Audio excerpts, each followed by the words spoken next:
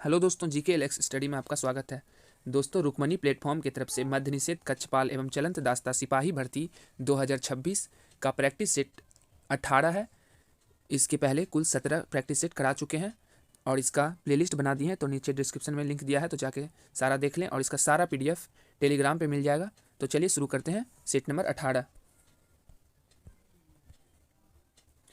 हमारा पहला क्वेश्चन ही मैथ का है, तो इसका आंसर बता देते हैं, देख लीजिएगा आप लोग। एक का आंसर हो जाएगा ऑप्शन डी।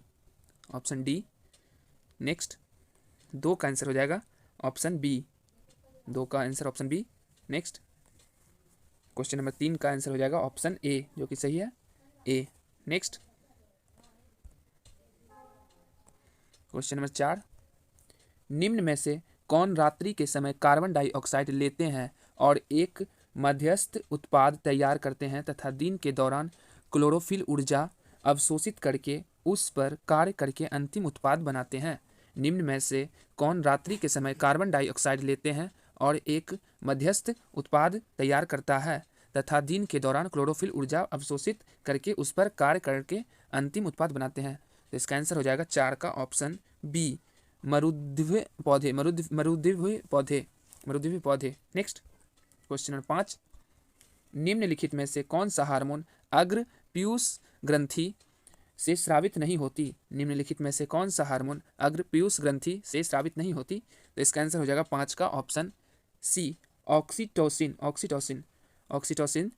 हार्मोन अग्र पीयूष ग्रंथि से स्रावित नहीं होती। नेक्स्ट, क्वेश्चन नंबर 6, एक 12 वोल्ट का कार हेडलाइट लैंप 15 मिनट के लिए 3 एम्पियर की धारा कर्षित करता है। इस अवधि के दौरान कार की बैटरी द्वारा स्थानांतरित ऊर्जा ज्ञात कीजिए। एक 12 वोल्ट का car head light lamp 15 minute के लिए 3 एम्पियर की धारा कर्षित करता है। इस अवधि के दौरान कार की बैटरी द्वारा स्थानांतरित ऊर्जा ज्ञात कीजिए। तो इसका आंसर हो जाएगा 6 का आंसर हो जाएगा ऑप्शन डी, 0.009 किलोवाट प्रति घंटा, 0.009 किलोवाट घंटा। नेक्स्ट, क्वेश्चन नंबर 7, मिश्रण के बारे में निम्नलिखित कथनों पर विचार कीजिए और ज्ञात कीजिए कि कौन से स्थान सही है। तो इसका आंसर हो जाएगा 7 का आंसर हो जाएगा ऑप्शन बी, 1, 2, 3 तीनों सही है। मिश्रण का संगठन परिवर्तनीय होता है। यौगिक में नए पदार्थ का संगठन सदैव अस्थायी होता है। मिश्रण उसमें उपस्थित घटकों के गुणधर्म को दर्शाता है। तीनों सही है। मिश्रण का संगठन परिवर्तनीय होता है, यौगिक में नए पदार्थ का संगठन सदैव अस्थायी होता है और मिश्रण उसमें उपस्थित घटकों के गुणधर्म को दर्शाता है। नेक्स्ट, क्वेश्चन नंबर 8, निम्नलिखित में से किसे सूक्ष्म पोषक तत्व के रूप में वर्गीकृत किया गया है?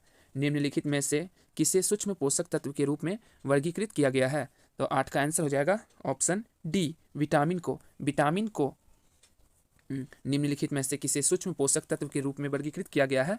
तो विटामिन को। नेक्स्ट, वत्स्यायन के कामसूत्र पर टीका किसने लिखा? वत्स्यायन के कामसूत्र पर टीका किसने लिखा? तो 9 का आंसर हो जाएगा ऑप्शन बी, यशोधरा पंडित ने। वत्स्यायन के कामसूत्र का टीका किसने लिखा? तो यशोधरा पंडित ने। Next, question number 10, Krishna Sobti की कृति सिक्का बदल गया में किसका दर्द दिखाया गया? कृष्णा सोबती की कृति सिक्का बदल गया में किसका दर्द दिखाया गया? तो इसका आंसर हो जाएगा 10 का ऑप्शन सी, साहनी का। कृष्णा सोबती में कृति सिक्का बदल गया, किसका दर्द दिखाया गया? तो साहनी का। Next, question number 11, Suryakant Tripathi Nirala ji की पहली कविता संग्रह का क्या नाम था? सूर्यकांत त्रिपाठी निराला जी की पहली कविता संग्रह का क्या नाम था? तो 11 का आंसर हो जाएगा option B, Anamika. Option B, Anamika. Suryakant Tripathi Nirala ji की पहली कविता संग्रह का क्या नाम था? तो Anamika. Next, question number 12, Bharat के सर्वोच्च न्यायालय की स्थापना निम्नलिखित में से किस वर्ष हुई थी? भारत के सर्वोच्च न्यायालय की स्थापना निम्नलिखित में से किस वर्ष हुई थी? तो इसका आंसर हो जाएगा 12 का ऑप्शन ए, 1950 ईस्वी में। 1950 ईस्वी में भारत के सर्वोच्च न्यायालय की स्थापना किस वर्ष हुई थी? तो 1950 ईस्वी में। नेक्स्ट, निम्नलिखित में से किस पाल राजा ने बिहार में भागलपुर के निकट विक्रमशिला विश्वविद्यालय की स्थापना की थी? निम्नलिखित में से किस पाल राजा ने बिहार में भागलपुर के निकट विक्रमशिला विश्वविद्यालय की स्थापना की थी? तो इसका आंसर हो जाएगा 13 का ऑप्शन है, पहले देख लेते हैं। 13 का आंसर हो जाएगा 13 का ऑप्शन डी, जो कि सही है, Dharampal. Next question number 14, Hindustan Republican Association के संस्थापक सदस्यों में से एक निम्नलिखित में से कौन था? हिंदुस्तान रिपब्लिकन एसोसिएशन के संस्थापक सदस्यों में से एक निम्नलिखित में से कौन था? तो इसका आंसर हो जाएगा 14 का ऑप्शन सी, जोगेश चटर्जी था। हिंदुस्तान रिपब्लिकन एसोसिएशन के संस्थापक सदस्य में से निम्नलिखित में से कौन था? तो जोगेश चटर्जी। नेक्स्ट क्वेश्चन नंबर 15, महिलाओं के लिए समान शिक्षा को बढ़ावा देने के उद्देश्य से 1873 में एनेट एक्रोयर्ड द्वारा कलकत्ता में निम्नलिखित में से कौन सी संस्था खोली गई थी? महिलाओं के लिए समान शिक्षा को बढ़ावा देने के उद्देश्य से 1873 में एनेट एक्रोयर्ड द्वारा कलकत्ता में निम्नलिखित में से कौन सी संस्था खोली गई थी? तो इसका आंसर हो जाएगा 15 का ऑप्शन बी, हिंदू महिला विद्यालय खोली गई थी। नेक्स्ट क्वेश्चन नंबर 16, दुर्बल मंडल पृथ्वी के किस भाग के नीचे एक यांत्रिक रूप से कमजोर परत है? इसकी विशेषता निम्न भूकंपीय तरंग वेग और उच्च शिक्षण है। दुर्बल मंडल पृथ्वी के किस भाग के नीचे एक यांत्रिक रूप से कमजोर परत है? इसकी विशेषता निम्न भूकंपीय तरंग वेग और उच्च शिक्षण है। तो इसका आंसर हो जाएगा 16 का ऑप्शन डी, स्थल मंडल। नेक्स्ट क्वेश्चन नंबर 17, निम्नलिखित में से कौन सा उपभोक्ता वस्तु का उदाहरण है? तो इसका आंसर हो जाएगा 17 का ऑप्शन ए, खाद्यान्न। कौन सा उपभोक्ता वस्तु का उदाहरण? तो खाद्यान्न। नेक्स्ट क्वेश्चन नंबर 18, भारत में जंगली गधा अभ्यारण्य कहाँ स्थित है? तो 18 का ऑप्शन हो जाएगा answer C, option C, Kutch का रण। भारत में जंगली गधा अभ्यारण्य कहाँ स्थित है? तो कच्छ का रण में। नेक्स्ट क्वेश्चन नंबर 19, 1539 में चौसा का युद्ध डैश के बीच लड़ा गया था? 1539 में चौसा का युद्ध किसके बीच लड़ा गया था? तो इसका आंसर हो जाएगा 19 का ऑप्शन ए, हुमायूं और शेरशाह के बीच। 1539 में चौसा का युद्ध हुमायूं और शेरशाह के बीच लड़ा गया था। Next question number 20, Mahanadi delta के दक्षिण में कौन सी झील स्थित है? तो इसका आंसर हो जाएगा 20 का ऑप्शन सी, चिल्का झील। महानदी डेल्टा के दक्षिण में कौन सी झील स्थित है? तो चिल्का झील। नेक्स्ट दोस्तों, ये मैथ का क्वेश्चन है, इसका आंसर बता देते हैं। 21 का ऑप्शन डी हो जाएगा, जो कि सही है, 21 का ऑप्शन डी। नेक्स्ट 22 का आंसर हो जाएगा 22 का ऑप्शन ए। नेक्स्ट 23 का हो जाएगा option B. Next question number 24, शलाका और शंकु कोशिकाएं डैश में पाई जाती है? तो इसका आंसर हो जाएगा 24 का ऑप्शन बी, आँखों में। शलाका और शंकु कोशिकाएं आँखों में पाई जाती है। नेक्स्ट क्वेश्चन नंबर 25, निम्न में से किन प्राणियों में प्रत्येक चक्र के दौरान रक्त 2 बार हृदय से होकर गुजरता है?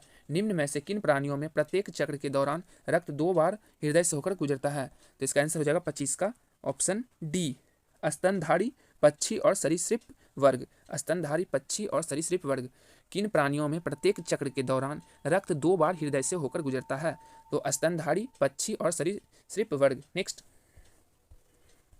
क्वेश्चन नंबर 26, कोशिका विभाजन के दौरान एक जीव सामान्यतः 2 बराबर भागों में विभक्त हो जाता है, इसे किस नाम से जाना जाता है? कोशिका विभाजन के दौरान एक जीव सामान्यतः 2 बराबर भागों में विभक्त हो जाता है, इसे किस नाम से जाना जाता है? तो 26 का आंसर हो जाएगा ऑप्शन ए, द्विखंडन। कोशिका विभाजन के दौरान एक जीव सामान्यतः 2 बराबर भागों में विभक्त हो जाता है, इसे किस नाम से जाना जाता है? तो द्विखंडन। नेक्स्ट क्वेश्चन नंबर 27, जब एक आवेशित कण चुंबकीय क्षेत्र में गति करता है तो निम्नलिखित में से कौन सी राशि अपरिवर्तित रहती है? जब एक आवेशित कण चुंबकीय क्षेत्र में गति करता है तो निम्नलिखित में से कौन सी राशि अपरिवर्तित रहती है? तो इसका आंसर हो जाएगा 27 का ऑप्शन बी, गतिज ऊर्जा। जब एक आवेशित कण चुंबकीय क्षेत्र में गति करता है तो निम्नलिखित में से कौन सी राशि अपरिवर्तित रहती है? तो गतिज ऊर्जा। नेक्स्ट क्वेश्चन नंबर 28, सामान्य निद्रा जागरण चक्र के नियमन के लिए उत्तरदायी हार्मोन कौन सा है? सामान्य निद्रा जागरण चक्र के नियमन के लिए उत्तरदायी हार्मोन कौन सा है? तो 28 का आंसर हो जाएगा option C. Option C melatonin. Melatonin सामान्य निद्रा जागरण चक्र के नियमन के लिए उत्तरदायी हार्मोन कौन सा है? तो melatonin. Next question number 29, Kedarnath Singh की रचना का नाम क्या है? केदारनाथ सिंह की रचना का नाम क्या है? तो 29 का आंसर हो जाएगा ऑप्शन डी, जो कि सही है। इनमें से सभी अभी बिल्कुल अभी, जमीन तक रही है, जमीन पक रही है और बाद। केदारनाथ सिंह की रचना का नाम क्या है? यह सभी अभी बिल्कुल अभी, जमीन पक रही है और बाद। नेक्स्ट क्वेश्चन नंबर 30, परंपरागत उक्ति को क्या कहा जाता है? परंपरागत उक्ति को क्या कहा जाता है? तो इसका आंसर हो जाएगा 30 का ऑप्शन ए, अनुश्रुति। अनुश्रुति परंपरागत उक्ति को क्या कहा जाता है? तो अनुश्रुति। नेक्स्ट क्वेश्चन नंबर 31, पवन में कौन सी संधि है? पवन में कौन सी संधि है?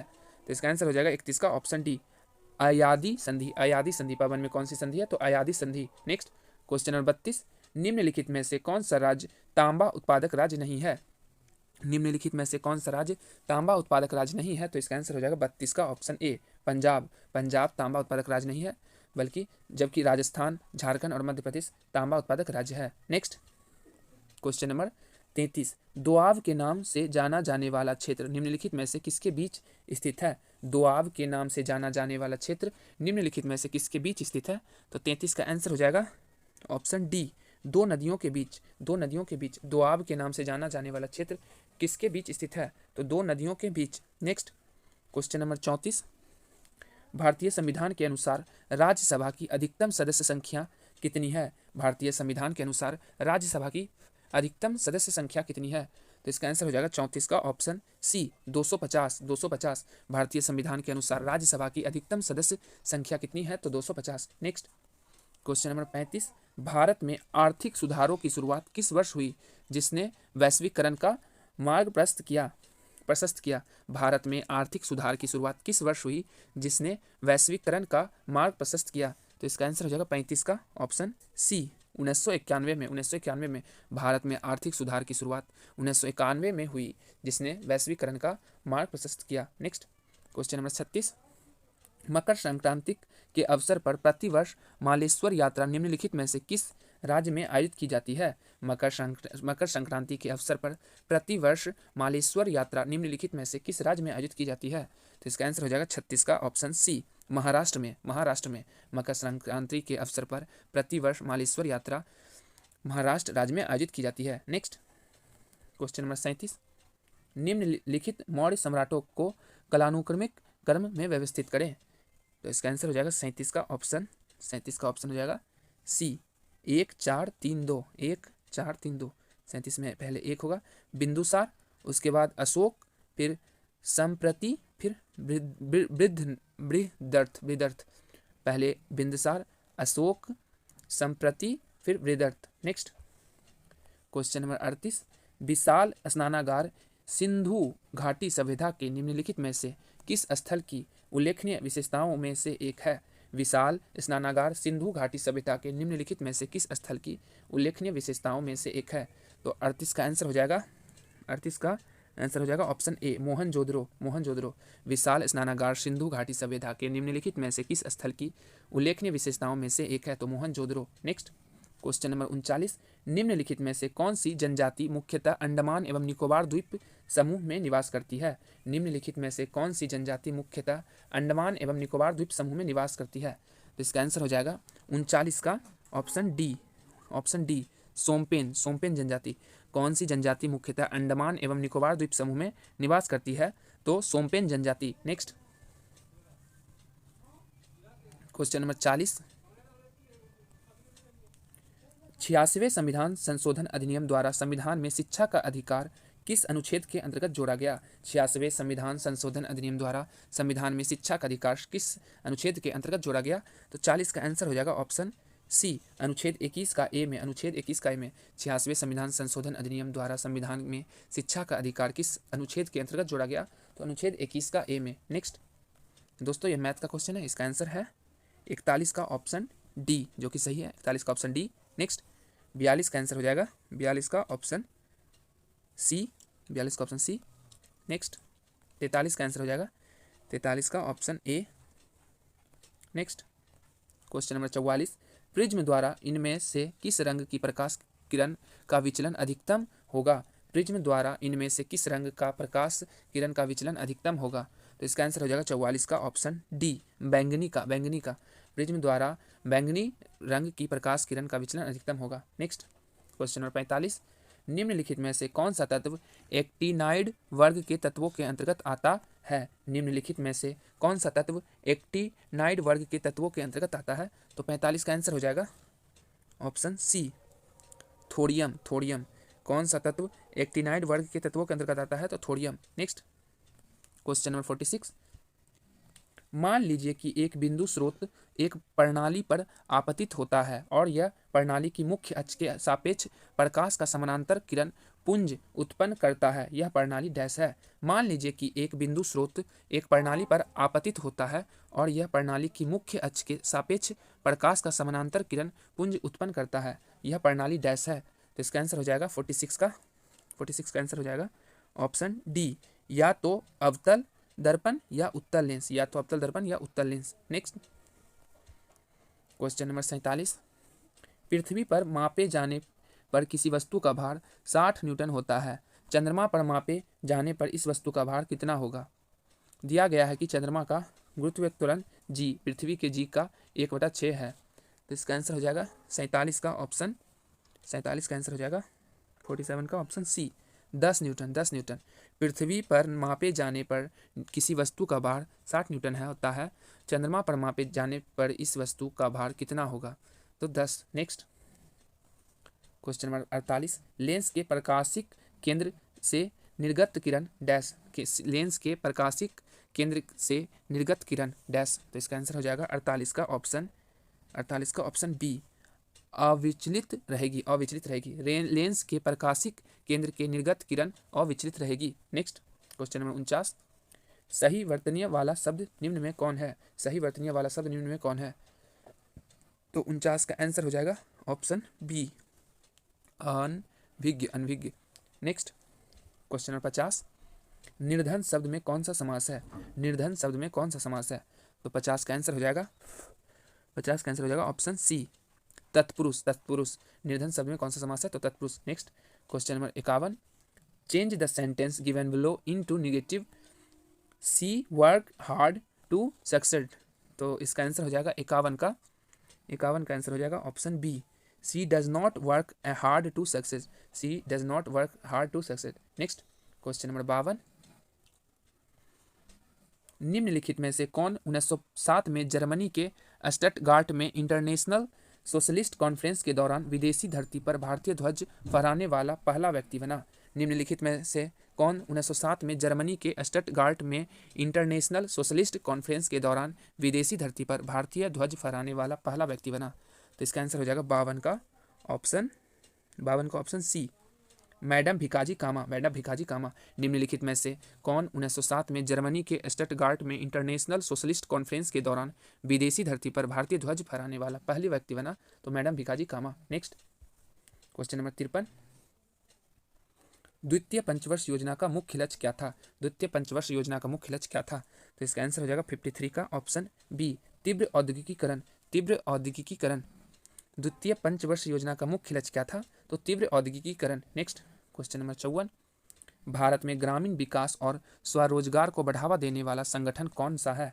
भारत में ग्रामीण विकास और स्वरोजगार को बढ़ावा देने वाला संगठन कौन सा है? तो इसका आंसर हो जाएगा 54 का ऑप्शन ए, राष्ट्रीय कृषि और ग्रामीण विकास बैंक, राष्ट्रीय कृषि और ग्रामीण विकास बैंक। भारत में ग्रामीण विकास और स्वरोजगार को बढ़ावा देने वाला संगठन कौन सा है? तो राष्ट्रीय कृषि और ग्रामीण विकास बैंक। नेक्स्ट क्वेश्चन नंबर 55, निम्नलिखित में से किस अधिनियम के द्वारा भारत में ब्रिटिश ईस्ट इंडिया कंपनी की शक्ति ब्रिटिश क्राउन को हस्तांतरित कर दी गई थी?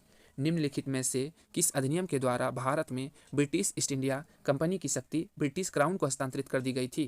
तो इसका आंसर हो जाएगा 55 का ऑप्शन, 55 का ऑप्शन ए, भारत सरकार अधिनियम 1858, भारत सरकार अधिनियम 1858।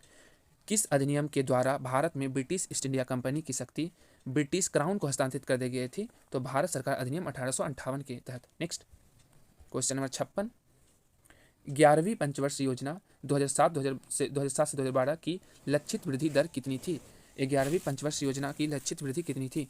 तो इसका आंसर हो जाएगा 56 का ऑप्शन बी 9%। 9%। 11वीं पंचवर्षीय योजना की लक्षित वृद्धि दर कितनी थी? तो 9%। नेक्स्ट क्वेश्चन नंबर 57, 2011 की जनगणना के अनुसार किस पूर्वोत्तर राज्य की साक्षरता दर सबसे अधिक है? 2011 की जनगणना के अनुसार किस पूर्वोत्तर राज्य की साक्षरता दर सबसे अधिक है? तो इसका आंसर हो जाएगा 57 का ऑप्शन सी मिजोरम। मिजोरम का 2011 की जनगणना के अनुसार किस पूर्वोत्तर राज्य की साक्षरता दर सबसे अधिक है? तो मिजोरम। नेक्स्ट क्वेश्चन नंबर 58, 2011 की जनगणना के अनुसार भारत की कुल जनसंख्या में उत्तर प्रदेश की जनसंख्या का प्रतिशत कितना था? 2011 की जनगणना के अनुसार भारत की कुल जनसंख्या में उत्तर प्रदेश की जनसंख्या का प्रतिशत दर कितना था? तो इसका आंसर हो जाएगा 58 का ऑप्शन 58 का आंसर हो जाएगा ऑप्शन ए 16.5%। 16.5%। 58 का 16.5%। 2011 की जनगणना के अनुसार भारत की कुल जनसंख्या में उत्तर प्रदेश की जनसंख्या का प्रतिशत कितना था? तो 16.5%। नेक्स्ट, निम्नलिखित में से किस राज्य में थाईपुसम उत्सव कहाँ मनाया जाता है? निम्नलिखित में से किस राज्य में थाईपुसम उत्सव मनाया जाता है? तो इसका आंसर हो जाएगा 59 का ऑप्शन सी तमिलनाडु में। किस राज्य में थाईपुसम उत्सव मनाया जाता है? तो तमिलनाडु में। नेक्स्ट क्वेश्चन नंबर 60, भारतीय खिलाड़ी आर वैशाली का संबंध किस खेल से है? भारतीय खिलाड़ी आर वैशाली का संबंध किस खेल से है? तो इसका आंसर हो जाएगा 60 का ऑप्शन डी शतरंज से। शतरंज से भारतीय खिलाड़ी आर वैशाली का संबंध किस खेल से है? तो शतरंज से। नेक्स्ट दोस्तों, ये मैथ का क्वेश्चन है, इसका आंसर हो जाएगा 61 का ऑप्शन सी जो कि सही है। नेक्स्ट 62 का आंसर हो जाएगा ऑप्शन ए 62 का ऑप्शन ए। नेक्स्ट 63 का आंसर हो जाएगा ऑप्शन ए 63 का ऑप्शन ए। देख लीजिए क्वेश्चन 63 का option A. Next question number 64, समुद्र में वस्तुओं का पता लगाने के लिए कौन सी तकनीक ध्वनिक तरंगों का उपयोग करती है? समुद्र में वस्तुओं का पता लगाने के लिए कौन सी तकनीक ध्वनिक तरंगों का उपयोग करती है? तो 64 का आंसर हो जाएगा ऑप्शन 64 का ऑप्शन डी सोनार का। समुद्र में वस्तुओं का पता लगाने के लिए कौन सी तकनीक ध्वनिक तरंगों का उपयोग करती है? तो सोनार का। नेक्स्ट क्वेश्चन नंबर 65, एक्स किरणों की खोज का श्रेय किसे दिया जाता है? एक्स किरणों की खोज का श्रेय किसे दिया जाता है? तो इसका आंसर हो जाएगा 65 का ऑप्शन सी WC रॉन्टजेन को। एक्स किरणों की खोज का श्रेय किसे दिया जाता है? तो WC रॉन्टजेन को। नेक्स्ट क्वेश्चन नंबर 66, ठोस और गैस के कणों के बीच प्राथमिक अंतर क्या है? ठोस और गैस के कणों के बीच प्राथमिक अंतर क्या है? तो इसका आंसर हो जाएगा 66 का ऑप्शन बी ठोस कण गैस कणों की तुलना में अधिक निकटता से संकुलित होते हैं। ठोस कण गैस कणों की तुलना में अधिक निकटता से संकुलित होते हैं। नेक्स्ट क्वेश्चन नंबर 67, खतरनाक अपशिष्टों के सीमा पर पार आवागमन के नियंत्रण और उसके निपटान पर बेसल कन्वेंशन कब मनाया गया था? खतरनाक अपशिष्टों के सीमा पार आवागमन के नियंत्रण और उनके निपटान पर बेसल कन्वेंशन कब मनाया गया था? तो इसका आंसर हो जाएगा 67 का ऑप्शन बी 1989 ईस्वी में। नेक्स्ट क्वेश्चन नंबर 68, हैलोजनों को आधुनिक आवर्त सारणी के किस समूह में रखा गया है? हैलोजनों को आधुनिक आवर्त सारणी के किस समूह में रखा गया है? तो इसका आंसर हो जाएगा 68 का ऑप्शन बी 17वें में। हैलोजन को आधुनिक आवर्त सारणी के किस समूह में रखा गया? तो 17वें समूह में। Next question number 69, the item pros and cons means. तो इसका आंसर हो जाएगा 69 का option D for and against. Next question number 70, filling the blank with appropriate article I have dash headache. तो इसका आंसर हो जाएगा 70 का option A. Next question number 71, identify the clauses used in the sentence given below I will not go until the arrives. तो इसका answer हो जाएगा 71 का option B adverb clauses. Next question number 72, औद्योगिकीकरण के प्रति दृष्टिकोण के संदर्भ में दूसरी पंचवर्षीय योजना 1956 से 61 पहली पंचवर्ष योजना से किस प्रकार भिन्न थी? औद्योगिकरण के प्रति दृष्टिकोण के संदर्भ में दूसरी पंचवर्ष योजना 1956 से 1961 पहली पंचवर्ष योजना से किस प्रकार भिन्न थी? तो इसका आंसर हो जाएगा 72 का ऑप्शन डी। भारी उद्योग के विकास पर जोर दिया गया, भारी उद्योगों के विकास पर जोर दिया गया। नेक्स्ट क्वेश्चन नंबर 73, संगीत नाटक अकादमी पुरस्कार में अंगवस्त्रम और ताम्रपत्र के अलावा डैश की नगद धनराशि प्रदान की जाती है। संगीत नाटक अकादमी पुरस्कार में अंगवस्त्रम और ताम्रपत्र के अलावा डैश की नगद राशि प्रदान की जाती है। तो इसका आंसर हो जाएगा 73 का आंसर हो जाएगा ऑप्शन डी, 1 लाख रुपया। संगीत नाटक अकादमी पुरस्कार में अंगवस्त्रम और ताम्रपत्र के अलावा 1 लाख की नगद राशि प्रदान की जाती है। नेक्स्ट क्वेश्चन नंबर 74, 1950 में भारतीय सर्वोच्च न्यायालय में भारत के मुख्य न्यायाधीश के अतिरिक्त अन्य न्यायाधीशों की संख्या कितनी थी?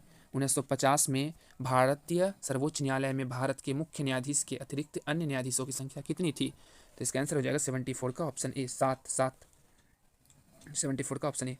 1950 में भारतीय सर्वोच्च न्यायालय में भारत के मुख्य न्यायाधीश के अतिरिक्त अन्य न्यायाधीशों की संख्या 7 थी। नेक्स्ट 75, निम्नलिखित में से किसने 322 ईसा पूर्व में मौर्य साम्राज्य की स्थापना की थी? निम्नलिखित में से किसने 322 ईसा पूर्व मौर्य साम्राज्य की स्थापना की थी? तो इसका आंसर हो जाएगा 75 का ऑप्शन बी, चंद्रगुप्त मौर्य ने 322 ईसा पूर्व में मौर्य साम्राज्य की स्थापना की थी। नेक्स्ट क्वेश्चन नंबर 76, 1861 में प्रस्तुत किए गए किस अधिनियम ने ब्रिटिश भारत के शासन के लिए एक कानून ढांचा स्थापित किया? 1861 में प्रस्तुत किए गए किस अधिनियम में ब्रिटिश भारत के शासन के लिए एक कानूनी ढांचा स्थापित किया गया? तो इसका आंसर हो जाएगा 76 का आंसर ऑप्शन बी, भारतीय परिषद अधिनियम। 1861 में प्रस्तुत किए गए किस अधिनियम ने ब्रिटिश भारत के शासन के लिए एक कानूनी ढांचा स्थापित किया? तो भारतीय परिषद अधिनियम। नेक्स्ट क्वेश्चन नंबर 77, भारतीय संविधान का अनुच्छेद 49 निम्नलिखित में से किस राज्य नीति निर्देशक सिद्धांत से संबंधित है? भारतीय संविधान का अनुच्छेद 49 किस राज्य नीति निर्देशक सिद्धांत से संबंधित है? तो इसका आंसर हो जाएगा 77 का ऑप्शन ए, ऐतिहासिक अभिरुचि और राष्ट्रीय महत्व के सभी स्मारकों की रक्षा करना। ऐतिहासिक अभिरुचि और राष्ट्रीय महत्व के सभी स्मारकों की रक्षा करना। भारतीय संविधान का अनुच्छेद 49 निम्नलिखित में से किस राज्य नीति निर्देशक सिद्धांत से संबंधित है? तो ऑप्शन ए, ऐतिहासिक अभिरुचि और राष्ट्रीय महत्व के सभी स्मारकों की रक्षा करना। नेक्स्ट क्वेश्चन नंबर 78, मयूरभंज छऊ डैश की एक जनजातीय नृत्य शैली है। मयूरभंज छऊ डैश की एक जनजातीय नृत्य शैली है। तो इसका आंसर हो जाएगा 78 का ऑप्शन सी, उड़ीसा। मयूरभंज छऊ उड़ीसा की एक जनजातीय नृत्य शैली है। नेक्स्ट क्वेश्चन नंबर 79, 31 दिसंबर 1947 को संविधान सभा में कितने सदस्य थे? 31 दिसंबर 1947 को संविधान सभा में कितने सदस्य थे? तो हो जाएगा इसका 79 का ऑप्शन डी, 299 सदस्य। 31 दिसंबर 1947 को संविधान सभा में 299 सदस्य थे। नेक्स्ट क्वेश्चन नंबर 80, भारत में स्थानीय परंपराओं के अनुसार चिंगम महीने में निम्नलिखित में से कौन सा त्यौहार 10 दिनों तक मनाया जाता है? भारत में स्थानीय परंपराओं के अनुसार चिंगम अगस्त या सितंबर में महीने में निम्नलिखित में से कौन सा त्यौहार 10 दिनों तक मनाया जाता है? तो इसका आंसर हो जाएगा 80 का ऑप्शन ए, ओणम त्यौहार। नेक्स्ट दोस्तों ये रीजनिंग का क्वेश्चन है, इसका आंसर हो जाएगा 81 का ऑप्शन सी, जो कि सही है, देख लीजिएगा 81 का ऑप्शन सी। नेक्स्ट 82 का आंसर हो जाएगा ऑप्शन सी, 82 का ऑप्शन सी। नेक्स्ट 83 का आंसर हो जाएगा 83 का ऑप्शन ए, देख लीजिए क्वेश्चन। नेक्स्ट क्वेश्चन नंबर 84, कौन सा चिकित्सा शब्द खाने से संबंधित उस विकार का वर्णन करता है जिसमें ऊर्जा व आवश्यकताओं से कम हो जाता है, जिसके परिणाम स्वरूप काफ़ी वजन घट जाता है? कौन सा चिकित्सा शब्द खाने से संबंधित उस विकार का वर्णन करता है जिसमें ऊर्जा व आवश्यकता से कम हो जाता है, जिसके परिणाम स्वरूप काफ़ी वजन घट जाता है? तो इसका आंसर हो जाएगा 84 का ऑप्शन बी, एनोरेक्सिया नर्वोसा। कौन सा चिकित्सा शब्द खाने से संबंधित उस विकार का वर्णन करता है जिसमें ऊर्जा व आवश्यकताओं से कम हो जाता है, जिसके परिणाम स्वरूप काफ़ी वजन घट जाता है? तो anorexia nervosa. Next question number 85, किसी वस्तु द्वारा सतह पर लंबवत लगाए गए बल को क्या कहा जाता है? किसी वस्तु द्वारा सतह पर लंबवत लगाए गए बल को क्या कहा जाता है?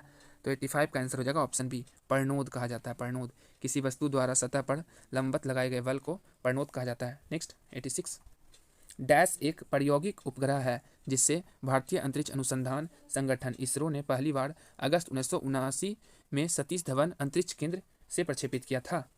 तो इसका आंसर हो जाएगा 86 का ऑप्शन डी, रोहिणी। रोहिणी, रोहिणी एक प्रायोगिक उपग्रह है जिसे भारतीय अंतरिक्ष अनुसंधान संगठन इसरो ने पहली बार अगस्त 1979 में सतीश धवन अंतरिक्ष केंद्र से प्रक्षेपित किया था। नेक्स्ट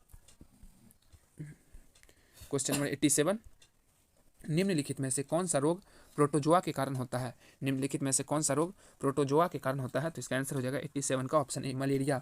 मलेरिया प्रोटोजोआ के कारण होता है। मलेरिया प्रोटोजोआ के कारण होता है। नेक्स्ट क्वेश्चन नंबर 88, यदि पृथ्वी अपनी धुरी पर घूमना बंद कर दे तो भूमध्य रेखा पर जी का मान में क्या परिवर्तन होगा? यदि पृथ्वी अपनी धुरी पर घूमना बंद कर दे तो भूमध्य रेखा पर जी के मान में क्या परिवर्तित होगा? तो 88 का आंसर हो जाएगा ऑप्शन बी, बढ़ जाएगा, बढ़ जाएगा। Next question number 89, find the mistake in if any in the sentence given below, the ordinance are requested to be in its sets. तो इसका आंसर हो जाएगा 89 का option C, its. Next question number 90, the synonym of abundant abundant is. तो इसका answer हो जाएगा 90 का option C, plentiful plentiful. Next question number 91, filling the blank with appropriate preposition, he is jealous dash मी। तो इसका आंसर हो जाएगा 91 का आंसर हो जाएगा 91 का आंसर क्या हो जाएगा? एक मिनट दोस्तों, 91 का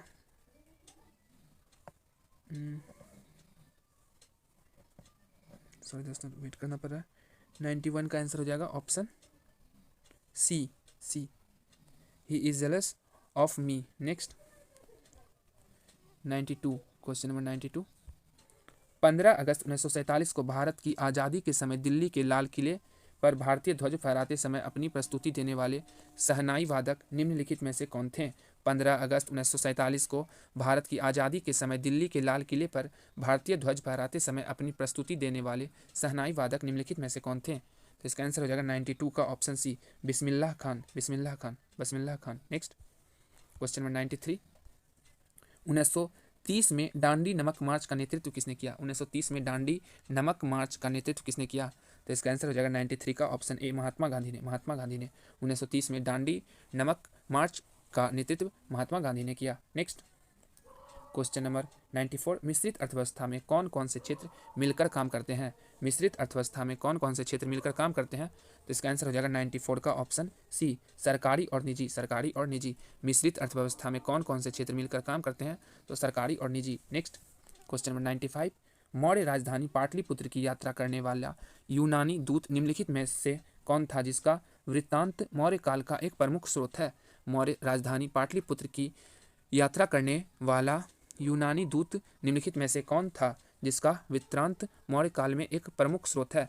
तो 95 का आंसर हो जाएगा ऑप्शन सी, मेगास्थनीज, मेगास्थनीज। मौर्य राजधानी पाटलिपुत्र की यात्रा करने वाला यूनानी दूत निम्नलिखित में से कौन था जिसका वृत्तांत मौर्य काल का एक प्रमुख स्रोत है? तो Megasthenes. Next question number 96, Bharat के किस शहर को आधिकारिक रूप से कॉमनवेल्थ गेम्स 2030 की मेजबानी दी गई है? भारत के किस शहर को आधिकारिक रूप से कॉमनवेल्थ गेम्स 2030 की मेजबानी दी गई है? तो इसका आंसर हो जाएगा 96 का ऑप्शन बी, अहमदाबाद। अहमदाबाद, भारत के किस शहर को आधिकारिक रूप से कॉमनवेल्थ गेम्स 2030 की मेजबानी दी गई? तो Ahmedabad. Next question number 97, G20 शिखर सम्मेलन 2025 का आयोजन किस देश में किया जा रहा है? G20 शिखर सम्मेलन 2025 का आयोजन किस देश में किया जा रहा है? तो इसका आंसर हो जाएगा 97 का आंसर हो जाएगा ऑप्शन ए, दक्षिण अफ्रीका में। दक्षिण अफ्रीका में G20 शिखर सम्मेलन 2025 का आयोजन किस देश में किया जा रहा है? दक्षिण अफ्रीका। नेक्स्ट क्वेश्चन नंबर 98, 74वीं मिस यूनिवर्स 2025 का खिताब किसने जीता? 74वीं मिस यूनिवर्स 2025 का खिताब किसने जीती? तो इसका आंसर हो जाएगा 98 का ऑप्शन बी, फतिमा वॉस। फतिमा वॉस ने 74वीं मिस यूनिवर्स 2025 का खिताब किसने जीता? तो फतिमा वॉस। नेक्स्ट क्वेश्चन नंबर 99, 19 सितंबर 2025 को किस देश के पूर्व राष्ट्रपति मिशेल बैचलेट को इंदिरा गांधी शांति निरस्त्रीकरण और विकास पुरस्कार 2024 प्रदान किया गया। 19 नवंबर 2025 को किस देश के पूर्व राष्ट्रपति मिशेल बैचलेट को इंदिरा गांधी शांति निरस्त्रीकरण और विकास पुरस्कार 2024 प्रदान किया गया? तो इसका आंसर हो जाएगा 99 का option B, Chile. Next question number 100। 20 नवंबर 2025 को बिहार के ऐतिहासिक गांधी मैदान में शपथ ग्रहण समारोह में कुल 26 मंत्रियों ने शपथ ली। बताएं कि इनमें से कितनी महिलाओं ने मंत्री पद की शपथ ली? 20 नवंबर 2025 को बिहार के ऐतिहासिक गांधी मैदान में शपथ ग्रहण समारोह में 26 मंत्रियों ने शपथ ली। बताइए कि इनमें कितनी महिलाओं ने मंत्री पद की शपथ ली? तो इसका आंसर हो जाएगा 100 का ऑप्शन बी, 3 महिलाओं ने। दोस्तों हमारा 100 क्वेश्चन कंप्लीट हो चुका है। दोस्तों इसका प्लेलिस्ट बना दिए हैं और इसका डिस्क्रिप्शन में लिंक है, तो जाके देखें। कुल 18 सेट करा चुके हैं, तो जाके ज़रूर देखें, बहुत हेल्पफुल होगा। धन्यवाद, मिलते हैं नेक्स्ट वीडियो में।